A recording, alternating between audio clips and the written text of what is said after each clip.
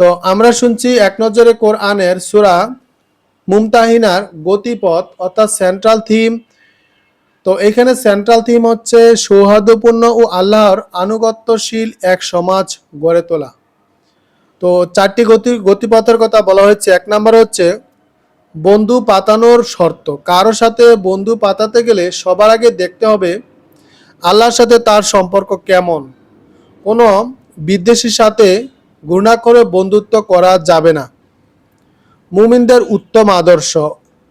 মুমিনদের জন্য উত্তম আদর্শ ইব্রাহিম আলাইহিস সালাম হাজারো প্রতিকূলতা সত্ত্বেও তিনি শিরককে প্রত্যাখ্যান করেছিলেন আর মুমিনদের সঙ্গী হিসেবে বেছে নিয়েছিলেন।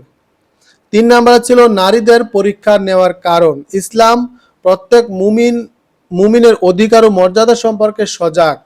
তবে কেউ কেউ মুমিন সেজে মুসলিমদের যাতে ধোঁকা দিতে না পারে তাই এই পদক্ষেপ।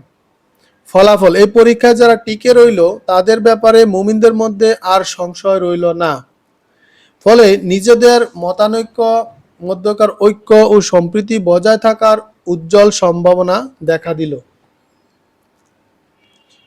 তো এইখানে ওভারভিউ রয়েছে, অর্থাৎ এই সূরাটির এই সূরাটিতে 13টি আয়াত রয়েছে। 13টি আয়াতের সারমর্ম যদি আমরা দেখি, অর্থাৎ ওভারভিউ, কাফিরদের সঙ্গে বন্ধুত্ব করা যাবে না। এখানে কাফিরদের প্রকৃত অবস্থা আলোচনা করা হয়েছে। তো এটি আলোচনা করা হয়েছে এই সূরার 1 থেকে 3 নম্বর আয়াতে। ইব্রাহিম আলাইহিস সালাম ও তার সঙ্গীদের মাঝে আছে উত্তম আদর্শ। সত্যের পথে তারা ছিলেন অবিচল, তারা অনুসরণীয়। এটি আলোচনা করা হচ্ছে এই সূরার 4 থেকে 6 নম্বর আয়াতে। কাফিরদের সাথে সম্পর্ক রাখার সীমা যতটুকু তা জানানো হয়েছে এই সূরার 7 থেকে 9 নম্বর আয়াতে।